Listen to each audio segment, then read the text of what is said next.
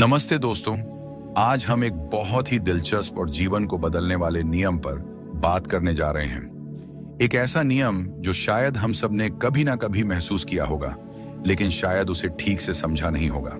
इसे कहते हैं प्रतिबिंब का नियम, या अगर मैं इसे और सरल शब्दों में कहूं तो दुनिया हमारा ही प्रतिबिंब है।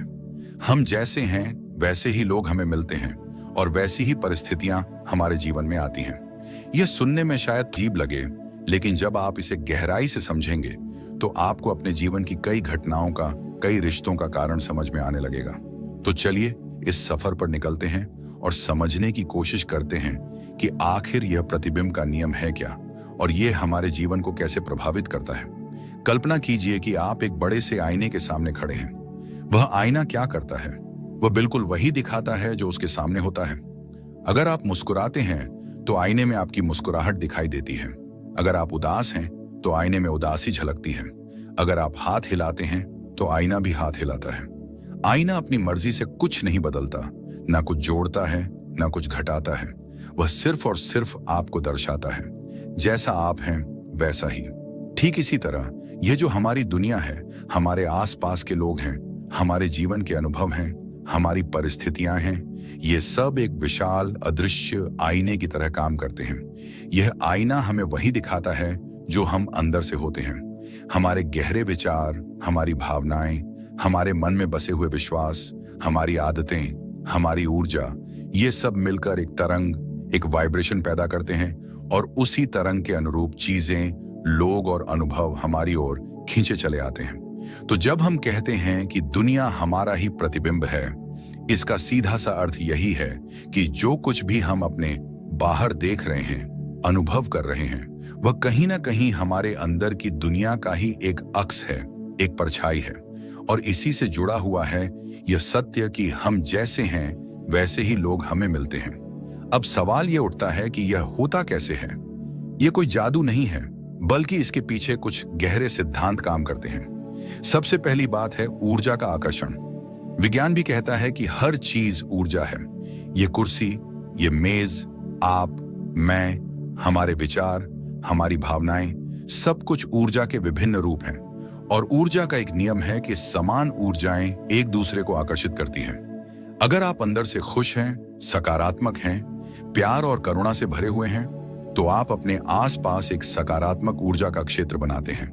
और इसी सकारात्मक ऊर्जा की वजह से आप वैसे ही लोगों और वैसी ही अच्छी परिस्थितियों को अपनी ओर खींचते हैं जो आपकी ऊर्जा से मेल खाती हों।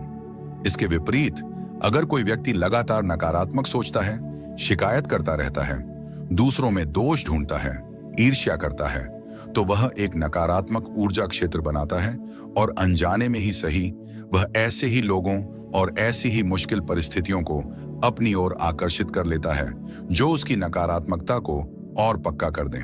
दूसरी महत्वपूर्ण बात है हमारी अंदरूनी दुनिया का बाहरी प्रतिबिंब होना। हमारी बाहरी दुनिया असल में हमारी भीतरी दुनिया का ही एक विस्तार है, एक प्रोजेक्शन है। जो कुछ हमारे मन में, हमारे दिल में, हमारी आत्मा में चल रहा होता है, वही हमें बाहर की दुनिया में दिखाई देने लगता है। अगर आपके मन में बहुत उथल पुथल है, अशांति है, तो आपको बाहर की दुनिया भी बहुत शोरगुल वाली, अस्त व्यस्त और तनावपूर्ण लगेगी। वहीं अगर आपके मन में शांति है, सुकून है, तो आपको बाहर की दुनिया भी शांत और सुंदर प्रतीत होगी, भले ही परिस्थितियां कैसी भी हों। आपने देखा होगा कभी कभी जब हम बहुत खुश होते हैं तो हमें हर चीज अच्छी लगती है, लोग भी अच्छे लगते हैं, मौसम भी सुहाना लगता है। और जब हम दुखी या परेशान होते हैं तो अच्छी भली चीज भी हमें बुरी लगने लगती है। यह हमारी भीतरी अवस्था का ही तो प्रतिबिंब है। इसके अलावा हमारी विश्वास प्रणाली यानी हमारे बिलीफ सिस्टम का भी इसमें बहुत बड़ा हाथ होता है। हम बचपन से लेकर आज तक जिन बातों पर यकीन करते आए हैं, जिन धारणाओं को हमने अपने मन में बिठा लिया है, हमारी दुनिया वैसी ही बनती चली जाती है। अगर आप गहराई से यह मानते हैं कि दुनिया में अच्छे लोग नहीं मिलते या कोई किसी का नहीं होता, तो आप अनजाने में ही ऐसी परिस्थितियों को या ऐसे लोगों को आकर्षित करेंगे जो आपके इस विश्वास को और मजबूत कर देंगे। आपका ध्यान केवल उन्हीं घटनाओं पर जाएगा जो आपके इस विश्वास को सही साबित करती हों। और अगर आप ये मानते हैं कि दुनिया बहुत खूबसूरत है और लोग मददगार होते हैं, तो आपको ऐसे ही अनुभव होंगे, ऐसे ही लोग मिलेंगे जो आपकी इस मान्यता को सच साबित करेंगे। हमारा अवचेतन मन हमारे इन विश्वासों के आधार पर ही हमारी वास्तविकता को फिल्टर करता है और रचता है।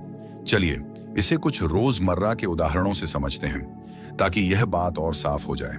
मान लीजिए कोई व्यक्ति है जो बहुत ही सकारात्मक है, हमेशा दूसरों की मदद के लिए तैयार रहता है, सबके प्रति प्रेम और सम्मान का भाव रखता है। आप देखेंगे कि ऐसे व्यक्ति के जीवन में अक्सर अच्छे और सहयोगी लोग ही आते हैं। लोग उससे जुड़ना पसंद करते हैं, उसकी मदद करना चाहते हैं, उसे नए नए अवसर भी मिलते हैं क्योंकि उसकी सकारात्मक ऊर्जा एक चुंबक की तरह काम करती है। इसके ठीक विपरीत अगर कोई व्यक्ति हमेशा चिद्दा रहता है, दूसरों की आलोचना करता है, हर बात में कमी निकालता है, तो उसे भी अपने आसपास वैसे ही लोग मिलेंगे जो या तो खुद नकारात्मक होंगे या फिर उसकी बातों से सहमत होकर उसकी नकारात्मकता को और बढ़ाएंगे। उसे हर जगह समस्याएं ही नजर आएंगी और वह हमेशा यही कहेगा कि देखा, मैंने कहा था ना, दुनिया ऐसी ही है। वह यह नहीं समझ पाता कि दुनिया उसे वही दिखा रही है जो वह खुद है। रिश्तों के मामले में यह नियम बहुत स्पष्ट रूप से दिखाई देता है। अगर आप खुद का सम्मान नहीं करते, खुद को महत्व नहीं देते, तो आप ऐसे लोगों को अपनी ओर आकर्षित कर सकते हैं जो आपका अनादर करें या आपका फायदा उठाएं। क्योंकि आप अंदर से जो संकेत भेज रहे हैं कि मैं महत्वपूर्ण नहीं हूं, बाहर से आपको वैसी ही प्रतिक्रिया मिल रही है। अगर आप चाहते हैं कि लोग आपसे प्यार करें, आपका सम्मान करें, तो पहले आपको खुद से प्यार करना होगा, खुद का सम्मान करना होगा। जब आप अपने अंदर प्रेम और सम्मान से भर जाएंगे, तो वही चीज बाहर भी प्रतिबिंबित होगी। कभी कभी ऐसा भी होता है कि हमें जीवन में कुछ ऐसे लोग मिलते हैं जो हमें बहुत परेशान करते हैं या जिनके साथ हमारा तालमेल बिल्कुल नहीं बैठता। ऐसे में भी प्रतिबिंब का नियम काम कर रहा होता है। हो सकता है वह व्यक्ति हमारे अंदर की किसी ऐसी कमी, किसी ऐसे डर या किसी ऐसी दबी हुई भावना को प्रतिबिंबित कर रहा हो जिस पर हमें काम करने की जरूरत है। उदाहरण के लिए, अगर कोई व्यक्ति बहुत ज्यादा गुस्सा करता है और आपको उसका गुस्सा देखकर बहुत परेशानी होती है, तो हो सकता है वह आपके अपने अंदर दबे हुए गुस्से को या गुस्से को व्यक्त न कर पाने की आपकी अक्षमता को दर्शा रहा हो। या हो सकता है वह आपको धैर्य का पाठ पढ़ाने आया हो या अपनी सीमाओं को तय करना सिखाने आया हो। तो अब सबसे महत्वपूर्ण सवाल यह है कि अगर यह नियम सच है, तो हम इसका अपने भले के लिए इस्तेमाल कैसे करें?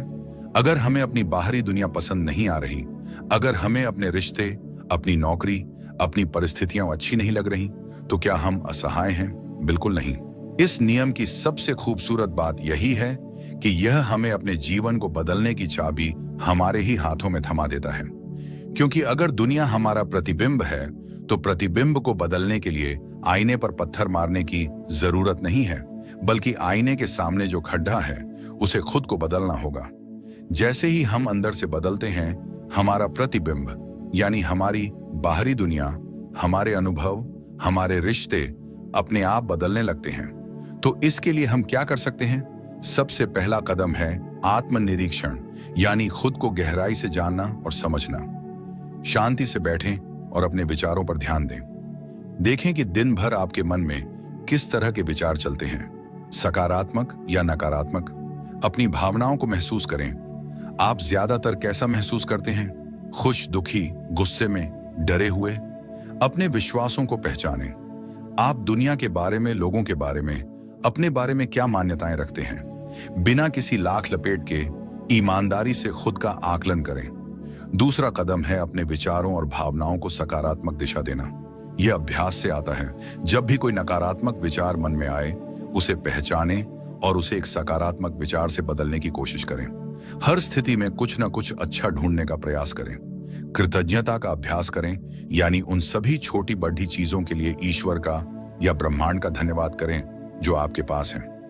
जब हम कृतज्ञ होते हैं तो हमारी ऊर्जा का स्तर बढ़ता है और हम और अच्छी चीजों को आकर्षित करते हैं। तीसरा और बहुत महत्वपूर्ण कदम है खुद से प्यार करना और खुद को स्वीकार करना, जैसे भी आप हैं। अपनी कमियों को भी स्वीकार करें और अपनी खूबियों को भी। अपना सम्मान करें।